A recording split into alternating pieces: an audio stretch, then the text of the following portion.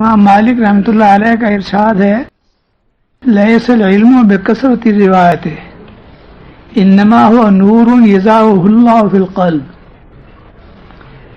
علم کثرت روایت کا نام نہیں ہے، بلکہ علم تو ایک نور ہے جو اللہ تعالیٰ دل کے اندر پیدا فرماتے ہیں۔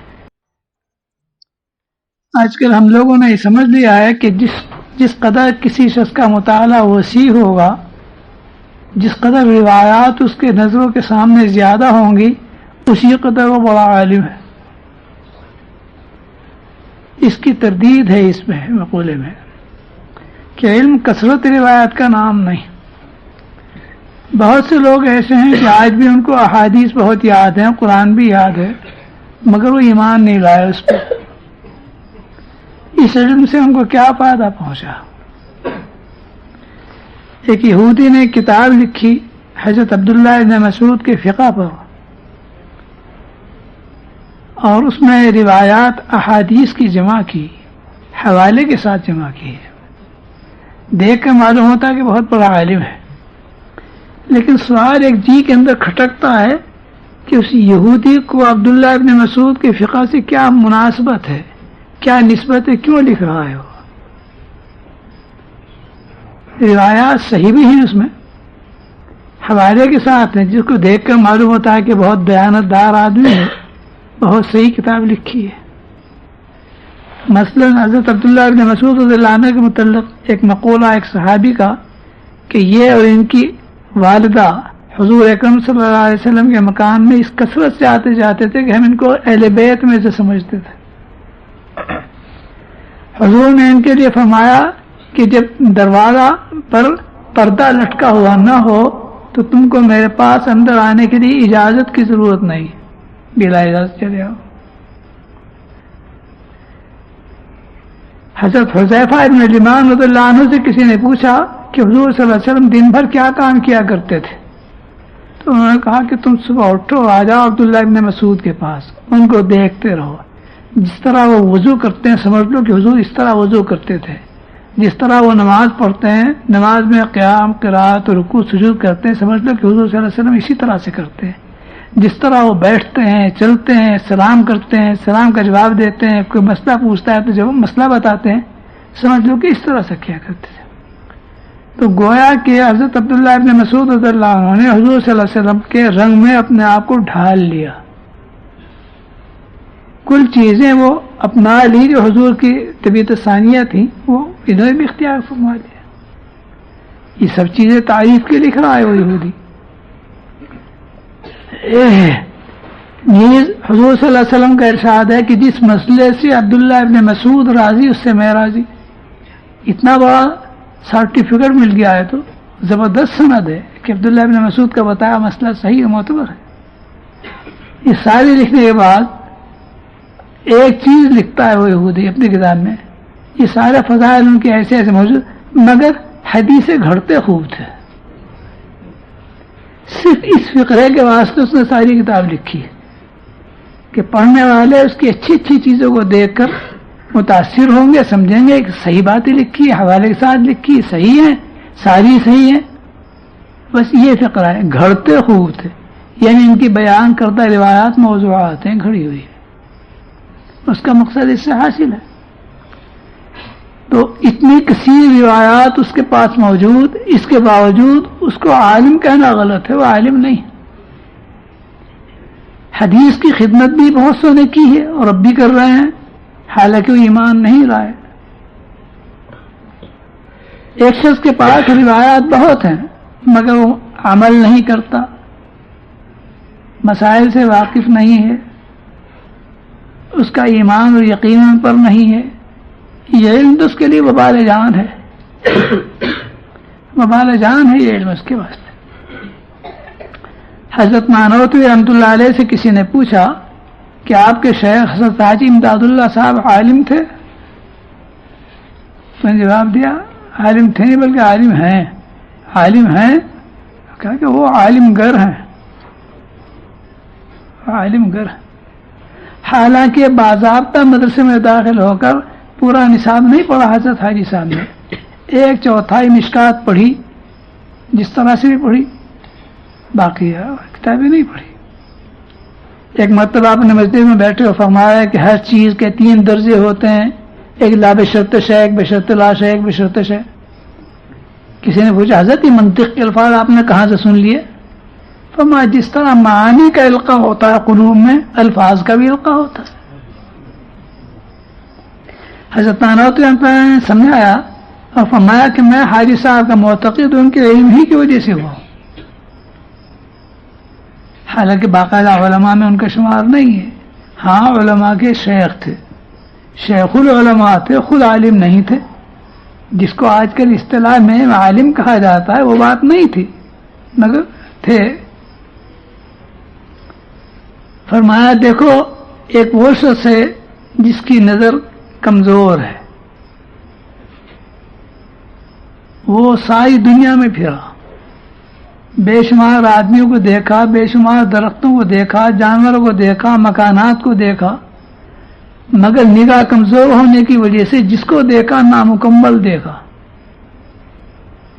ایک وہ شخص ہے کہ جس نے سفر تو زیادہ نہیں کیا، چیزیں تو زیادہ نہیں دیکھی، مگر جس چیز کو دیکھا اس کی تہ تک پہنچ گیا.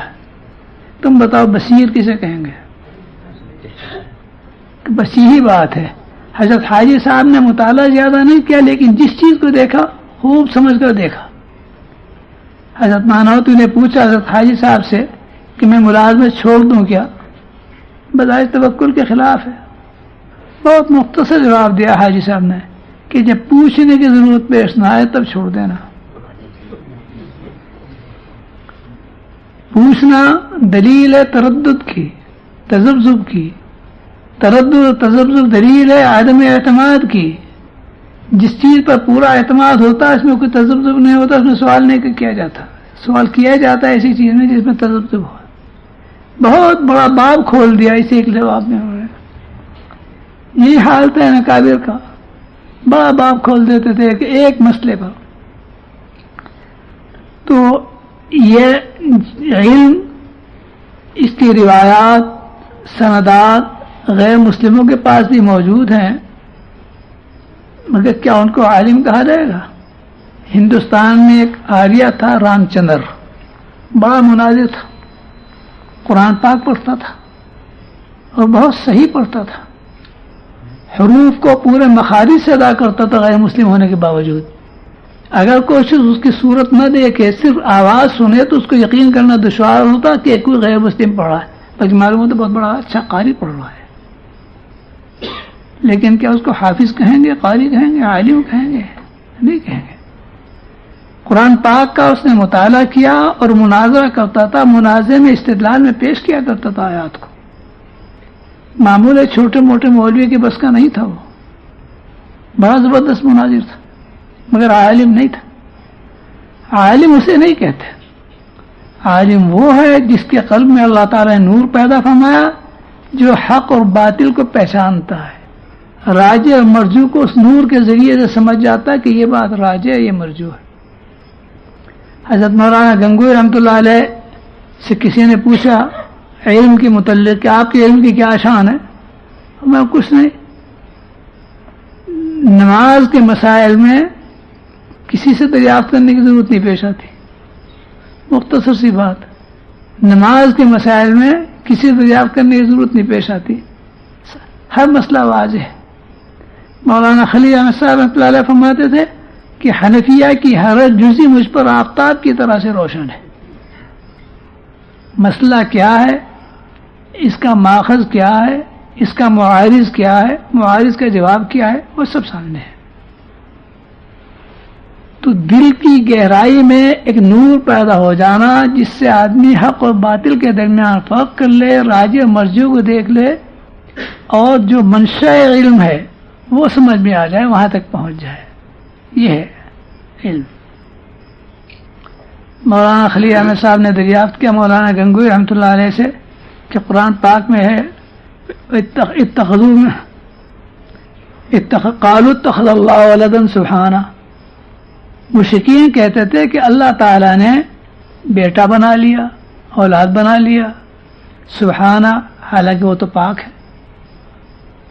سوال یہ پیدا ہوتا ہے کہ اتخذ اللہ ولدا، یہ تو مقولہ ہے قالو کا، اور سبحانہ یہ تردید ہے اس کی، حق تعالیٰ کا مقولہ ہے. بظاہر یہاں وقف نہیں ہے، وقف لازم ہونا چاہیے تاکہ حق تعالیٰ کا مقولہ مخلوط نہ ہو جائے مشرکین کے مقولے کے ساتھ ساتھ. مگر قرآن میں لکھا ہوا نہیں ہے وقف کہیں، قالوا اتخذ اللہ ولدا سبحانہ. تو حضرت گنگوئی نے جواب میں رحمت فرمایا کہ یہ مشرکین کا ایسا مقولہ ہے کہ اس کی تردید بلا وقف لازم ہے، اس کی تردید بلا وقف لازم. آپ کہتے ہیں وقف لازم ہونا چاہیے، اس کی تردید بلا وقف لازم ہے. جیسے ہی ان کی زبان سے نکلا اتخذ اللہ ولدا، فوراً تردید کیا، بلا کٹ کے فوراً تردید کیا، وہ پاک ہے. بات واضح ہو گئی. مولانا مفتی عزیز الرحمان صاحب دیوبندی رحمۃ اللہ علیہ تہجد کے وقت اٹھے، ایک آیت میں اشکال پیدا ہوا، وَلَيْسَ لِلْإِنسَانِ إِلَّا مَا سَعَىٰ. اشکال پیدا ہوا کہ ہم جو پڑھاتے ہیں طلبا کو، اتنے سارے کے سارے پڑھ کر جاتے ہیں اور یہ پڑھاتے ہیں اوروں کو، کیا اس کا ثواب ہمیں نہیں ملے گا؟ جو ہم نے صحیح کی صرف اس کا ثواب ملے گا؟ کسی کو ایصال ثواب کرتے ہیں، کیا اس کا ثواب نہیں ملے گا؟ اسی وقت چل دیے گنگو کے لیے دیوبند سے اخیر شب تہجد کے وقت. پیدل کا راستہ تھا، گنگو پہنچے. حضرت گنگو رحمۃ اللہ نے فرمایا اس وقت یہاں کیسے؟ بتایا کہ یہ شبہ پیدا ہو گیا، طبیعت بے چین ہو گئی، خیال پیدا ہوا کہ اگر موت آ گئی تو ایک آیت میں شبہ لے کر حق تعالیٰ کے دربار میں حاضر ہوں گا. حق تعالیٰ تو فرماتے ہیں لا ریب فیہ، اور میری طبیعت میں ریب پیدا ہو رہا ہے، ایمان کیسے سلامت رہے گا؟ یہ فکر طبیعت پہ غالب تھی، جس کی وجہ سے حضرت گنگوئی نے بہت مختصر جواب دیا، سعی ایمانی مراد ہے. لیس للانسان الا ما سعی، جس نے اپنے ایمان کے لیے سعی کی، یعنی جو شخص خود ایمان لایا وہ اس کے لیے ذریعہ نجات ہے. اس کا باپ ایمان لائے وہ ذریعہ نجات نہیں، بیٹا ایمان لائے وہ ذریعہ نجات نہیں. سعی عام نہیں ہے، بلکہ سعی سے مراد سعی ایمانی.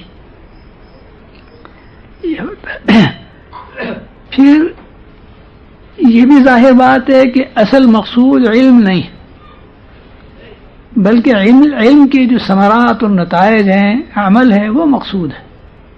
ایک شخص وضو کے فرائض جانتا ہے، اس کو علم ہے، لیکن وضو نہیں کر پاتا، کیا فائدہ ہوا اس کے جاننے سے؟ ایک شخص جانتا ہے، کتاب میں اس نے پڑھا ہے کہ نماز میں قیام فرض ہے، قرات فرض ہے، رکوع فرض ہے، سجدہ فرض ہے، مگر ایک رکعت نہیں پڑھ سکتا، وہ جانتا ہی نہیں، تو اس علم سے اس کو کیا فائدہ ہوا؟ علم سے مقصود جو چیز اس کے اوپر مرتب ہونے والی وہ ہے. اہل علم حضرات کتابیں پڑھتے ہیں، صرف، نحو، معنی، بیان، بدیع، ادب، منطق، فلسفہ، حدیث، فقہ، تفسیر، اصول، سب چیزیں پڑھتے ہیں، لیکن ہر علم کی کوئی غایت ہوتی ہے، وہ غایت مد نظر رہنی چاہیے. وہ غایت اگر اس کے اوپر مرتب ہوتی ہے تو وہ پڑھنا کارآمد ہے، وہ غایت اگر مرتب نہیں ہوتی ہے تو اس کو پڑھنا کارآمد نہیں، پڑھنا بیکار. حدیث میں ہے کہ بعض قاری پڑھتا ہے والقرآن یلعنہ، اور قرآن سے لعنت کرتا ہے. پڑھا جاتا ہے قرآن کائے کے لیے؟ حق تعالیٰ کا قرب حاصل کرنے کے لیے، کیونکہ حدیث میں موجود ہے کہ جب کوئی شخص خوش الحانی کے ساتھ قرآن پاک پڑھتا ہے تو اللہ تعالیٰ پوری توجہ سے اس کو سنتے ہیں، کان لگاتے ہیں، اس طرف خوش ہوتے ہیں. ملائکہ ادھر ادھر جو زمین پر پھیلے ہوئے ہیں وہ کسی کو پڑھتا ہوا دیکھتے تو بلاتے ہیں کہ ادھر آؤ، دیکھو، ایک دوسرے کو بلاتے ہیں ملائکہ کہ تمہاری غذا یہاں ہے. ملائکہ ترستے ہیں کہ کہیں سے قرآن پاک سننے کو مل جائے، پڑھنا تو کہاں، سننے کو مل جائے. تو قرآن پاک سننے کے لیے ملائکہ ترستے ہیں، اللہ تعالیٰ دھیان دیتے ہیں، ایک ایک حرف پر 10 نیکیوں کا ثواب ملتا ہے. اور جتنی چیزیں ہیں شجر حجر سب کے سب سننے والے سب اس کے گواہ ہو جاتے ہیں. مگر بعض قرآن پڑھنے والا ایسا ہے کہ قرآن اس کو لعنت کرتا ہے، قرآن حلق کے اندر نہیں اترتا، لا یجاوز حناجرہم. تو معلوم ہوتا ہے کہ نص قرآن کا پڑھنا مقصود نہیں ہے، بلکہ اس کے اوپر جو اجر و ثواب مرتب ہونے والا ہے، جو فائدے مرتب ہونے والے، ان کو مد نظر رکھنے کی ضرورت ہے. وہ اگر ہوں گے تو ملے گا، ورنہ نہیں ملے گا. اس واسطے مطالعہ ہو، تدریس ہو، تذکیر ہو، تصنیف ہو، ان سب چیزوں میں اصل مقصود رضائے حق تعالی ہے. حق تعالی کی رضا اگر حاصل ہوتی ہے تو تصنیف تعلیم بھی صحیح قبول، تذکیر بھی، واعظ بھی قابل قبول. اور اگر حق تعالی کی رضا اس کے پر مرتب نہ ہو تو پھر کیا؟ حدیث میں آتا ہے کہ کوئی عالم ہوگا، اس کی آنت پیٹ سے نکل پڑے گی، جس طرح سے چکی کا گدھا گھومتا ہے اس طرح سے اس کو لیے لیے گھومے گا. دوسرے لوگ دیکھ کر کہیں گے کہ ہم تو تمہارے بتانے کی وجہ سے جنت میں چلے گئے اور تمہارا کیا حال ہے؟ تو کہے گا ہاں میں نے بتایا تم کو، تم نے اس پہ عمل کیا، تم تو جنت میں چلے گئے، میں صرف بتاتا تھا، خود عمل نہیں کرتا، تو اس کے بدلے میں جہنم میں جائے. یہ حدیث پاک میں ہے کہ جو واعظ کہتا ہے ممبر پر بیٹھ کر مگر خود اس کے اوپر عمل نہیں کرتا، آگ کی قینچی سے اس کے ہونٹ کاٹے جائیں گے. تو علم بھی ہے، واعظ بھی ہے، لیکن جو مقصود ہے وہ مقصود اس کے اوپر مرتب نہیں ہوتا تو یہ وبال جان بنتا ہے. اسی لیے پناہ مانگی گئی ہے، اللہم انی اعوذ بک من علم لا ینفع. اس علم سے پناہ مانگی کہ جس سے نفع نہ پہنچے، اور جس علم سے نفع پہنچائے اس کی دعا کی گئی، اللہم انی اسألک علما نافعا وعملا متقبلا. اس لیے اہل علم حضرات کو سب سے زیادہ ضرورت ہے اپنے نفس کا جائزہ لینے کی کہ ہماری نیت کیا ہے. اسی واسطے احادیث میں سب سے پہلے حدیث انما الاعمال بالنیات آتی ہے کہ ہر کام شروع کرنے سے پہلے اپنی نیت کو درست کر لیا جائے، تو پھر اعلیٰ درجے کی بات ہے. علم بھی نافع ہے، عمل بھی نافع ہے، نیت اگر صحیح نہیں ہے، حق تعالیٰ کی رضا اس کے پر مرتب نہیں ہے، تو اتنے روز تک مدارس میں پڑھا، اتنے روز تک واعظ کہا، دنیا بھر میں مارے پھرے، لیکن جب حق تعالیٰ کی رضا مقصود نہیں ہے، رضا اس کے پر مرتب نہیں ہوتی، ساری کی ساری کوشش بیکار ہے. الذین ضل سعیهم فی الحیات الدنیا وهم یحسبون انهم یحسنون صنعا، اس کا مصداق بن جاتے ہیں. علم اگر تھوڑا ہو لیکن اس کے اوپر عمل مرتب ہوتا ہو، اخلاص اس کے اندر ہو، حق تعالیٰ کی رضا مطلوب ہو، وہ علم تھوڑا سا بھی بہت زیادہ نافع ہے. اور اگر بہت علم ہے لیکن مقصود اس سے مجارات ہے، کسی سے لڑنا جھگڑنا، مناظرہ مقابلہ کرنا، لڑائی کرنا، اپنی بڑائی دوسروں کو دکھلانا، نہایت خطرناک چیز ہے. ورنہ جو علم ہے، علم چاہتا ہے تواضع کو، مزاج کے اندر تواضع ہونی چاہیے. آدمی اپنے آپ کو سب سے چھوٹا سمجھے، عاجز سمجھے. اپنے پاس اگر علم ہے تو اس کے اندر غرور میں مبتلا نہ ہو، سوچے کہ شیطان کے پاس بھی تو علم تھا، اور شیطان کے پاس ایسا علم تھا کہ نص قطعی کا معارضہ کیا اس نے، خلقتنی من نار وخلقتہ من طین. مجھے کیسے سجدے کا حکم دے رہے ہو، میں تو اس سے بہتر ہوں، مجھے تو نار سے پیدا کیا، اس کو مٹی سے پیدا کیا. ایسی چرب زبانی کرتا ہے خدا کے سامنے. شیطان کے پاس اتنا علم تھا، لیکن اس شیطان کے گلے میں لعنت کا طوق ایسا پڑا ہے کہ اس سے چھٹکارا نہیں ہے، اس کے نجات کی کوئی شکل نہیں ہے. اس لیے میرے پاس اگر علم ہے، اس علم کی وجہ سے اپنے آپ کو بڑا سمجھنا اور غرور کرنا نہایت خطرناک چیز ہے. اور اس علم پر اعتماد بھی کیا ہے، ایک مرض دماغ کو لاحق ہو جائے، نسیان کا، بھول کا، سارا علم بھول گیا، رکھا رہ گیا، کچھ بھی نہیں رہا. اور اگر غرور ہے طبیعت میں مالداری کا، روپے پیسے کا، کہ میرے پاس گڈیاں کی گڈیاں رکھی نوٹوں کی، ایک دیمک کا کیڑا اس پر مسلط ہو جائے تو سارے نوٹ کو کھا جائے، سارا اطمینان ختم ہو جائے. بڑی بڑی بلڈنگیں ہیں، ان کے اوپر اعتماد ہے، وہ قابل اعتماد چیز تھوڑی، ایک زلزلہ آ جائے بلڈنگ زمین کے اندر پہنچ جائے، ختم ہو جائے. غرض یہ کہ دنیا جو جس چیز کو سامان راحت کہا جا رہا ہے، یہی سامان راحت سامان مصیبت بن جاتا ہے، اور تھوڑی دیر میں سب ختم ہو جاتا ہے. ہمارے یہاں ایک وکیل صاحب تھے، ان کی داڑھی اتنی بڑی تھی، جب بیٹھتے تھے رانوں سے لگتی تھی ان کی داڑھی. اور انگریزی لباس استعمال کرتے تھے، ترکی ٹوپی استعمال کرتے تھے، سفید داڑھی، جمعے کی نماز مدرسے مظاہروں میں آ کر پڑھا کرتے تھے اور بڑے قابل شخص تھے۔ جب وہ حج کو گئے تو وہاں ان کو پکڑ لیا پولیس نے کہ تم یہودی ہو۔ انہوں نے کہا میں یہودی نہیں، میں مسلمان ہوں۔ تو انہوں نے کہا کہ کلمہ سناؤ، کہ تم مجھ سے کلمہ سنتے، کلمہ تو ہمارے یہاں کے ہندو بھی جانتے ہیں، مجھ سے بحث کرو آمین بالجہر پر، رفع یدین پر، میں سند کے ساتھ روایات سناؤں گا تمہیں۔ بڑے قابل آدمی تھے، عربی، فارسی، جرمنی، فرانسی سے مختلف زبانیں جانتے تھے، اور کیمبرج جو یونیورسٹی انگلینڈ میں اس کے سرپرست تھے۔ جس زمانے میں ان کی موٹر وہاں کو نکلتی تھی تو لوگ کہا کرتے تھے کیمبرج کے بچوں کا باپ آ رہا ہے، راستہ چھوڑو، راستہ چھوڑو۔ ان کے 2 بیٹے تھے، دونوں کو ولایت بھیج کر بیرسٹری پاس کرایا اور پھر اپنا وکالت کا پیشہ ختم کر دیا کہ مجھے ضرورت نہیں رہی، میرے بیٹے کمانے والے ہو گئے۔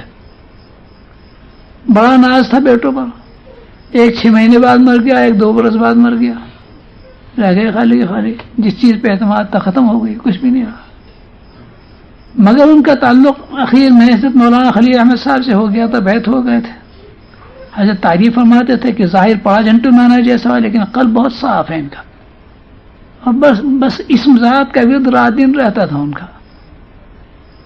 انتقال ہو گیا ان کا۔ خیر غرض یہ کہ جس چیز پہ اعتماد ہو، اولاد پہ اعتماد ہو تو اولاد کا یہ حال ہو جاتا ہے، اور پھر اس کا ہی کیا اعتماد ہے کہ اولاد کہنے میں رہے گی۔ کتنے لوگ ایسے ہیں کہ اولاد سے پناہ مانگتے ہیں کہ کوئی انہیں لے جا کر کہیں جہنم میں ڈال دے، ہمیں تو نجات مل جائے گی ان سے، یہاں تک کہتے ہیں۔ لہذا اولاد سے راحت پہنچنا وہ بھی اپنے قبضے میں نہیں، روپے پیسے سے راحت پہنچنا وہ بھی اپنے قبضے میں نہیں، عزیز اور رشتہ داروں سے راحت پہنچنا وہ بھی اپنے قبضے میں نہیں، گاڑی سے، مکان سے، دکان سے راحت پہنچنا وہ بھی اپنے قبضے میں نہیں، کوئی چیز اپنے قبضے میں نہیں۔ ہر چیز کی تاثیر حق تعالیٰ کے قبضے قدرت میں ہے۔ حق تعالیٰ چاہیں گے تو فائدہ پہنچے گا، نہیں چاہیں گے تو نہیں فائدہ پہنچے گا۔ لہذا اصل تعلق حق تعالیٰ سے ہونے کی ضرورت ہے۔ حق تعالیٰ کی ذات عالی کے ساتھ میں اگر اصل تعلق ہوگا تو انشاءاللہ تعالیٰ نہ کسی چیز کے ضائع ہونے سے صدمہ ہوگا کہ زندگی سے تنگ آ جائے۔ بیٹا اگر کہنا نہیں مانتا، نافرمان ہو کے جائے، نوح علیہ السلام کا بیٹا بھی تو گیا، بات ختم کر دے۔ اللہ کے قبضے میں، ہمارے قبضے میں تو ہے نہیں۔ اسی نے پیدا کیا، اسی نے استعداد بخشی، وہی چاہے تو سیدھے راستے پر لگے، نہ چاہے تو نہ لگے۔ ہر چیز میں بس افوض امری الی اللہ ان اللہ بصیر بالعباد، یہ ہے اطمینان بخش چیز۔ جب یہ چیز قلب کے اندر پیدا ہو رہا ہے اور یہ راسخ ہو رہا ہے تو انشاءاللہ تعالی ہر چیز اس کے لیے وبال نہیں بننے کی، بلکہ جو چیز وبال کی ہوگی اس سے خود کترا جائے گا، چھوڑ دے گا، اچھا ہو جائے گا۔ ایک شخص کو رشوت کے پیسے ملے، ہمارے یہاں کا واقعہ ہے، 5,000 10,000 کچھ ملے، وہ لے کے چلا، سرکاری ملازم، کان میں اس کے کسی نے کہہ دیا کہ CID کو چل گیا پتہ، وہ آپ کے پیچھے لگ لیا، بس پریشان، سارا اطمینان ختم۔ کوئی سامنے سے آتا ہوا دیکھیں تو اس کو اندیشہ ہوتا ہے کہ یہ تو نہیں۔ سائیکل پہ سوار جا رہا، آخر کار تنگ آ کر اندیشہ یہ ہوا کہ راستہ نظر نہ آیا اسے، سائیکل پہ سے گرے ہو، یہ کیفیت ہو گئی اس کی، اس پریشانی سے۔ نالا آیا، اس نالے میں پھینک دی تو جا کے اس کو سکون ہوا۔ جس چیز کو سامان راحت سمجھاتا وہ وبال جان بنی، جب وہ اپنے سے جدا ہو گئی تو راحت ملی، اس کے اپنے پاس رہتے رہتے راحت نہیں ملی۔ اور بھائی سارے اعمال کا یہی حال ہے۔ حق تعالیٰ کی بارگاہ میں جب آدمی جائے گا مرنے کے بعد، جتنے اعمال ہیں اس کے، وہ اعمال ایسی جیسے رشوت کا روپیہ، سب سے پہلے چیکنگ ہوگی ان کی قبر میں، اور جو لے کر جائے گا وہ کہے گا یا لیت بینی و بینک بعد المشرقین، کاش کے میرے تیرے درمیان جدائی ہو جاتی۔ ان اعمال سے اسی طرح تنگ آئے گا۔ کسٹم پہ جس طرح سے حال ہوتا ہے حاجی حضرات کا، جو خلاف قانون بے ضابطہ مال لے کر آتے ہیں، بس نہ پوچھیے کیا ہوتا ہے، بہت برا حلیہ بنتا ہے۔ اسی طرح سے نامہ اعمال کا حال ہے کہ مال حاضر کتاب لا یغادر صغیرۃ ولا کبیرۃ الا احصاها ووجدوا ما عملوا حاضرا، وہ وہاں پر حاضر رہے گا۔ تو مقصد یہ ہے کہ ہم لوگ قرآن پاک پڑھتے ہیں، قرآن پاک کا ترجمہ بھی جانتے ہیں، لیکن اس کا استحضار نہیں، اس استحضار کی ضرورت ہے اہل علم حضرات کو، خاص طور پر اس کا استحضار رہنے لگے تو انشاءاللہ تعالی بڑی سہولت رہے گی، علم بھی نافع ہوگا، عمل بھی صالح ہوگا، اور اللہ تعالیٰ کی بارگاہ میں قرب بھی حاصل ہوگا، اور مقصود اصلی رضائے خداوندی ہے۔ اب اگر ایک شخص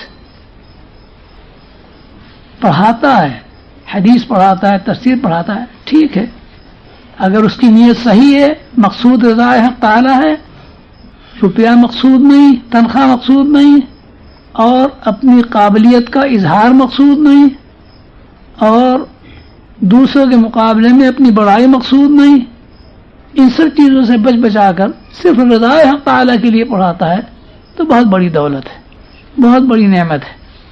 پہلے زمانے میں طلبہ پڑھتے تھے، جب دورے تک پہنچتے تھے، دورے میں پہنچنے کے ساتھ ہی ان کو نسبت حاصل ہو جاتی تھی، بڑی کثرت سے ایسا ہوتا تھا۔ جس روز بخاری شریف شروع کرتے تھے، بڑی اکثریت طلبہ کی نبی کریم صلی اللہ علیہ وسلم کی زیارت کرتی تھی خواب میں، بہت فوائد ہوتے تھے، تنگی ترشی کے ساتھ زندگی گزارا کرتے تھے، نہ یہ فکر تھی کہ ہمارا لباس بڑھیا ہونا چاہیے، ہمارا کھانا بڑھیا ہونا چاہیے، اس کے اندر گھی ہونا چاہیے، اس کے اندر بگار ہونا چاہیے، اس وقت چائے پئیں، اس وقت گدا ہو، تکیا ہو، غرض راحت کے جتنے سامان تھے ان سامانوں کی فکر نہیں رہتی تھی، فکر ہوتی تھی اس کی وجہ سے اللہ تعالیٰ بہت فائدہ ان کا عطا فرماتے تھے۔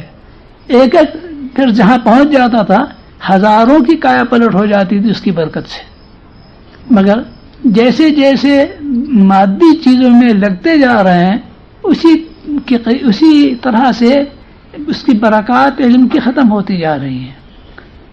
اب یہ حال ہے کہ اگر ایمان اور یقین کا موازنہ کیا جائے تو ایمان اور یقین بسا اوقات بہت سے غیر عالم آدمی جو سیدھے سادھے ان کا ایمان یقین زیادہ مضبوط ملے گا بنسبت اہل علم کے، اس واسطے کہ اس کے پاس سامان غرور نہیں، یہاں سامان غرور موجود ہے علم کے پاس، یہ کسی کو نظر میں نہیں لاتے، بڑی دقت پیش آتی ہے۔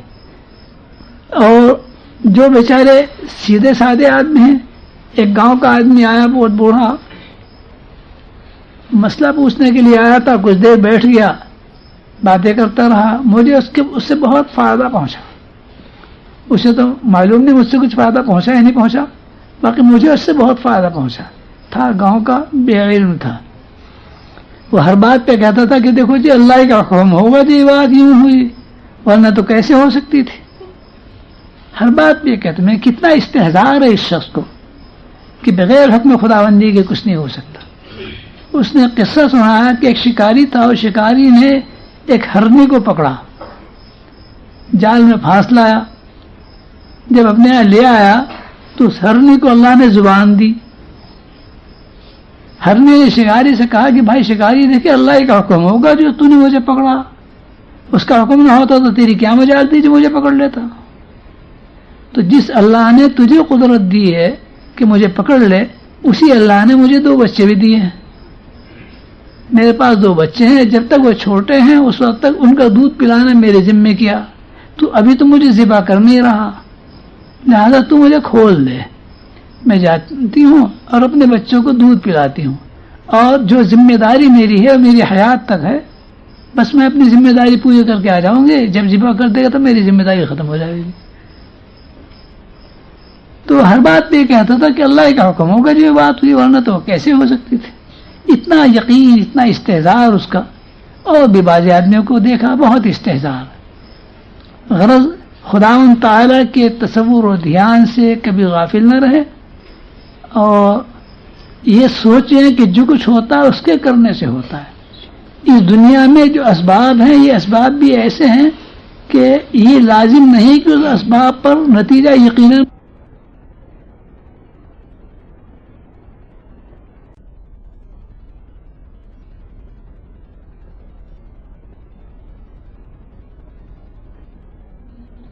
تو ہو ہی جائے۔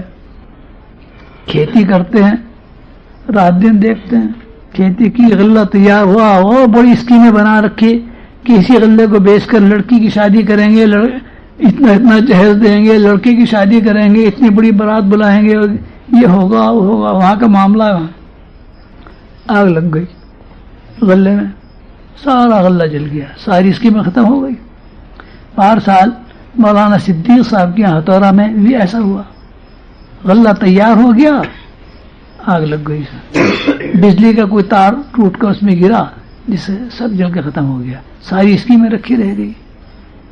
اس لیے اللہ تعالیٰ چاہیں گے تو اس غلے سے نفع پہنچے گا، نہیں چاہیں گے تو نہیں نفع پہنچ سکتا۔ وہ چاہیں گے تو غلہ پیدا ہوگا، نہیں چاہیں گے تو غلہ پیدا نہیں ہوگا۔ غلہ پیدا ہونے کے بعد جب آدمی اس کو کھاتا ہے، حق تعالیٰ چاہیں گے تو اس سے صحت میں قوت میں اضافہ ہوگا، نہیں چاہیں گے تو پیٹ میں درد پیدا کرے گا، تکلیف پیدا کرے گا، نکالنا پڑے گا اس کو، جب تک نہیں نکالیں گے اس وقت تک سکون نہیں ہونے گا۔ لہذا ہر چیز کی جو تاثیر ہے وہ تاثیر حق تعالیٰ کے قبضے قدرت میں ہے۔ کسی چیز کے لیے کوئی چیز بھی لوازم ذاتیہ میں سے نہیں ہے۔ نار کے لیے احراق بڑے زور شور کے ساتھ منطقی فلسفی کہتے ہیں، نار کے لیے احراق کیا ہے؟ لازم ذاتی، یہ غلط ہے، لازم ذاتی نہیں۔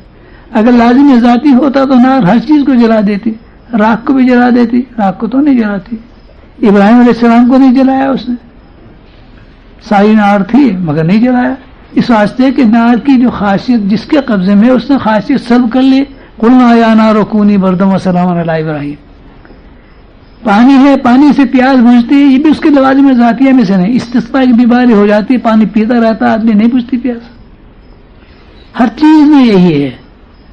شیخ اشعری کا مسلک وہی ہے کہ کوئی چیز کسی چیز کے لوازم ذاتیہ میں سے نہیں۔ حق تعالیٰ نے تاثیرات کے واسطے یہ اسباب پیدا فرما رکھے ہیں، وہ چاہتے ہیں تو اس کے اوپر یہ تاثیر مرتب ہوتی ہے، نہیں چاہتے تو نہیں مرتب ہوتی۔ فرعون کے اوپر تاثیر مرتب ہوئی کہ سمندر نے غرق کر دیا، موسیٰ علیہ السلام پہ مرتب نہیں ہوئی، ان کو غرق نہیں کیا، ان کے ساتھیوں کو غرق نہیں کیا، وہی سمندر تھا، اسی میں وہ گئے تھے، اسی سلامت نکل گئے، فرعون غرق ہو گیا، اس کی قوم غرق ہو گئی۔ ہر چیز کی تاثیر یہ ہے۔ ہم لوگ مادی دنیا میں رہتے ہیں، مادہ پرستوں کے ساتھ رہتے ہیں، جس طرح سے ان کو دیکھتے ہیں کہ وہ ہر چیز میں تاثیرات کے اتنے قائل ہیں کہ خدا کی قدرت کی طرف ان کی نظر جاتی ہی نہیں، وہی آثار ہمارے اندر بھی قریب قریب ہوتے جا رہے ہیں۔ ہماری حالت ایسی ہے جیسے چھوٹا بچہ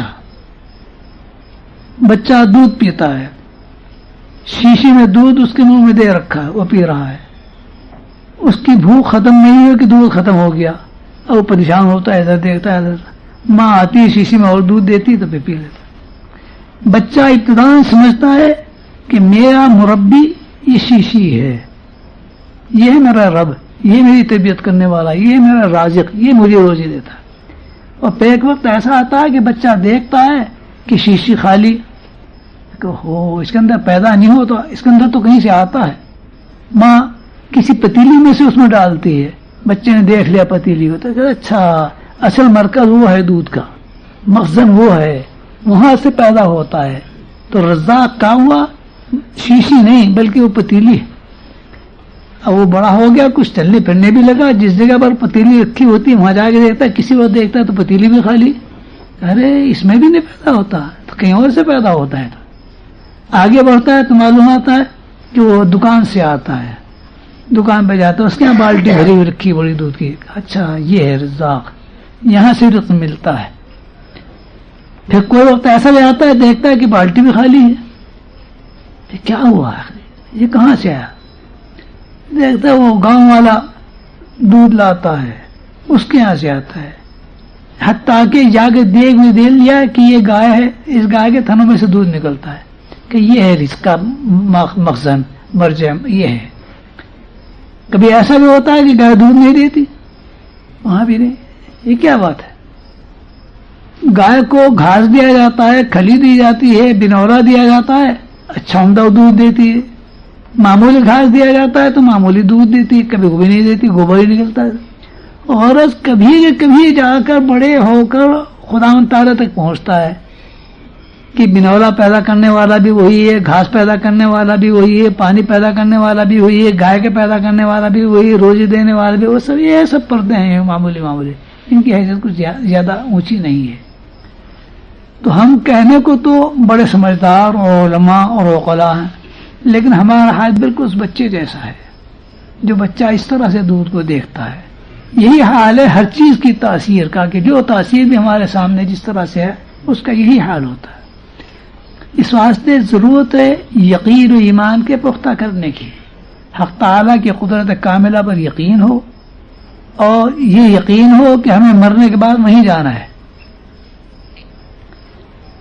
واقعہ مذکور ہے روایات میں، حضرت عبداللہ ابن عمر رضی اللہ تعالیٰ عنہ ایک جنگل میں تھے، دوپہر کا وقت تھا، وہاں کھانا کھانے کے لیے بیٹھے تو ایک شخص بکریاں چرانے والا بھی تھا. اس سے کہا کہ آؤ بھائی تم بھی کھانا کھا لو. اس نے کہا میرا تو روزہ ہے. فرمایا کہ یہ گرمی، دھوپ، لو اور دن کوئی ایسا نہیں کہ خاص اس دن کے روزے کی فضیلت حادث میں آئی ہو، تم نے ایسی دھوپ میں کیوں روزہ رکھا؟ تو اس نے کہا میں تو اپنے ایام خالیہ کو کام میں لا رہا ہوں. ایام خالیہ کیا؟ وہ کلوا واشربوا ہنیئا بما اسلفتم فی الایام الخالیہ. کہا کہ آج میرے ذمہ کوئی کام نہیں تھا محنت کا، میں نے سوچا خالی کیوں گزاروں اس دن کو، روزہ رکھ لوں. ہمیں تو کبھی خیال آتا نہیں کہ ہمیں کوئی کام نہیں، خالی دن کیوں گزارے، روزہ رکھ لیں. اس کو خیال تھا، روزہ رکھ لیا. بہت اچھا لگا. اس نے فرمایا کہ اچھا ہمیں ایک بکری دے دو، ہم ذبح کریں گے، تمہیں بھی گوشت دیں گے. اس نے کہا صاحب یہ بکریاں میری ملکیت نہیں، میں تو چرواہا ہوں، مالک کے بغیر اجازت کے کیسے دے دوں؟ تو نے اس کو اندر سے ٹٹولنے کے لیے فرمایا بکریاں کیا روز گنی تھوڑی جاتی ہیں، مالک یہاں بیٹھا ہوا تھوڑا ہی ہے. ایک بکری کو تو بھیڑیا بھی لے جاتا ہے، کھوئی بھی جاتی ہے. اس نے بڑی حیرت سے دیکھا ان کی طرف. فائن اللہ، تو اللہ کہاں؟ یعنی اگر اپنے مالک کے سامنے میں نے یہ کہہ بھی دیا لیکن اللہ تو دیکھ رہا ہے، وہ تو موجود ہے. یہ استحصال کی کیفیت جو بکری چرانے والوں میں، جنگل کے رہنے والوں میں ہوتی تھی، آج ہمارے یہاں علماء میں مفقود ہے نہیں. باتیں لگیں گی تو کڑوی کڑوی، لیکن بھائی میں تو اپنے تجربے کی کہہ رہا ہوں، آپ حضرات کے تجربے کی نہیں کہہ رہا. جو میرا حال ہے وہ یہ ہے. اس واسطے علم سے نفع پہنچنے کی صورت یہی ہے کہ اس علم پر یقین ہو، اعتماد ہو، حق تعالیٰ کی تاثیرات پر یقین ہو، اور ہر کام میں مقصود رضائے حق تعالیٰ ہو. رضائے حق تعالیٰ مقصود ہو تو انشاءاللہ تعالیٰ سب چیزیں آسان ہوتی چلی جاتی ہیں. چاہے مال دولت ملے یا نہ ملے، دنیا کی عزت ملے یا نہ ملے. عزت کیا؟ ایبتغون عندهم العزہ فإن العزة للہ جمیعا. عزت تو حقیقت میں اللہ تعالیٰ کے لیے. کیا معنی عزت کے؟ عزت کے معنی حق تعالیٰ کی بارگاہ میں قبول ہو جانا. ذلت کے معنی حق تعالیٰ کے یہاں سے مردود ہو جانا. بس آج ہم نے عزت کے معنی کچھ اور سمجھ لیے. کانپور میں رکشا میں جا رہا، چوراہے پر کو گزر ہوا تو وہاں جو سپاہی کھڑا تھا، رکشا والے نے اس کو آواز دی بھیا جی. اس نے ہاتھ سے اشارہ کر دیا جاؤ، سڑک پار کر لی. سڑک پار کرتے اس نے بڑی موٹی گالی دی اسے سپاہی کو. میں نے کہا یار ابھی تو نے اس سے محبت سے درد بھرے لہجے میں پکارا تھا جس سے معلوم ہوتا کلیجہ نکلا جا رہا تیرا اس کی یاد اور فراق میں. پھر اس نے گالی دی، کہا اتنے پیسے روزانہ رشوت کے دیتا ہوں اسے. سپاہی بہت خوش کہ صاحب مجھے بھیا جی کہہ کے پکار رہا اور میرے راستہ، میرے اشارے پر راستہ طے کیا اس نے، ویسے نہیں کیا. یہ عزت ہے. عزت یہ نہیں، عزت اللہ کی بارگاہ میں قبول ہو جانا، یہ عزت ہے. لہذا عزت کے مفہوم کو پورے طور سے سمجھ لینا چاہیے کہ اللہ کے یہاں قبول ہو جانا یہ عزت ہے. اور وہاں قبول ہونے کے لیے حضور صلی اللہ علیہ وسلم کے اتباع کی ضرورت ہے. حضور کے طریقے پر جو چیز ہوگی وہ اللہ کے یہاں قبول ہے، اور حضور صلی اللہ علیہ وسلم کے طریقے کے خلاف جو چیز ہوگی وہ قبول نہیں. ظاہری طور پر تو یہ، اور باطنی طور پر یہ یقین ہو ہر کام میں، یہ مقصود ہو کہ اللہ کو راضی کرنا ہے. اللہ راضی کریں ہو جائیں گے تو سب چیز حاصل ہے، اللہ راضی نہ ہوئے تو کچھ بھی حاصل نہیں.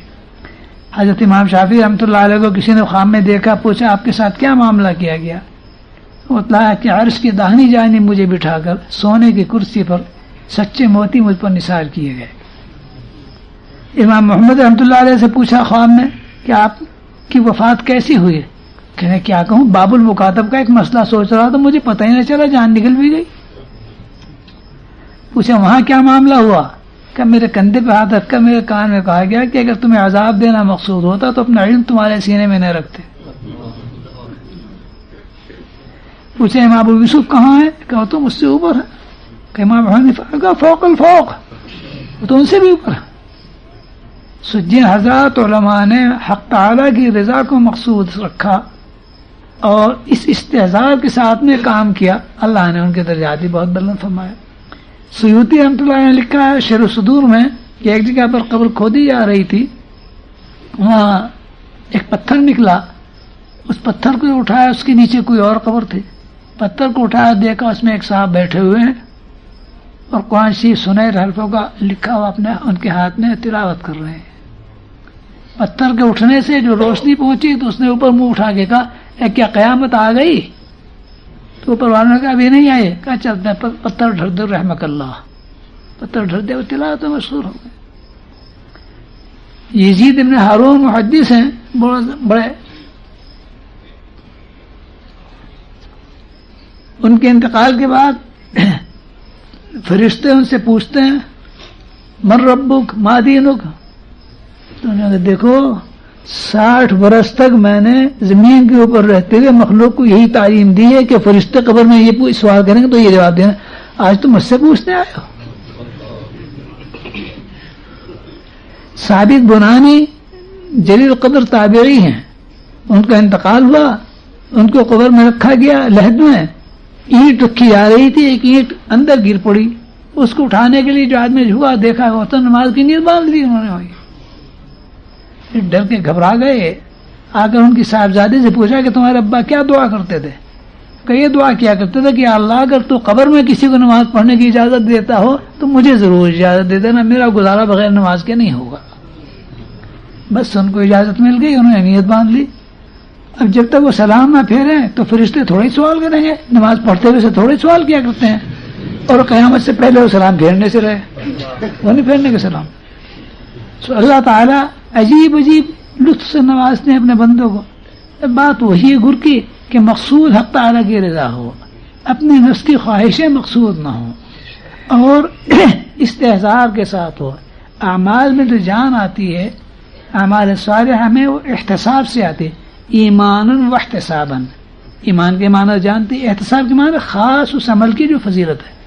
وضو آدمی کرتا ہے، حدیث میں آیا ہے کہ جب آدمی وضو کرتا ہے چہرے سے جو آخری قطرہ گرتا تو گناہ چہرے کے دھل جاتے ہیں، ہاتھوں کے دھل جاتے ہیں. یہ تصور کرتے ہوئے کہ اللہ تبارک و تعالیٰ نے نماز پڑھنے کی، نماز فرض کی، نماز کے لیے وضو کو فرض کیا، قرآن پاک میں موجود ہے. اور اس نیت سے کر رہا ہوں وضو تاکہ میرے گناہ دھل جائے، معاف ہو جائے. نماز کے بعد جب مسجد چلے ایک ایک قدم پر ایک ایک گناہ معاف ہوتا ہے، ایک ایک قدم پر ایک ایک نیکی لکھی جاتی ہے. بس یہ تصور کرتے ہوئے غرض جس عمل کی جو حیثیت ہے اس کو تصور کرتے ہوئے ذہن میں عمل کیا جائے، اس کے اندر جان پیدا ہوتی ہے. جب تک تعمیل ارشاد کی نیت نہ ہو، نیت کرتے ہوئے عمل کرتے ہوئے کہ حق تعالیٰ نے فرمایا ہے اس لیے کر رہا ہوں، تو اس وقت تک اس کے اندر جان نہیں پیدا ہوتی. ساری ڈھانچہ ہے، روح نہیں ہے اس کے اندر. روح پیدا ہوتی تعمیل ارشاد کی نیت سے. اللہ تعالیٰ توفیق عطا فرمائے، کہنے والے کو بھی سننے والوں کو بھی.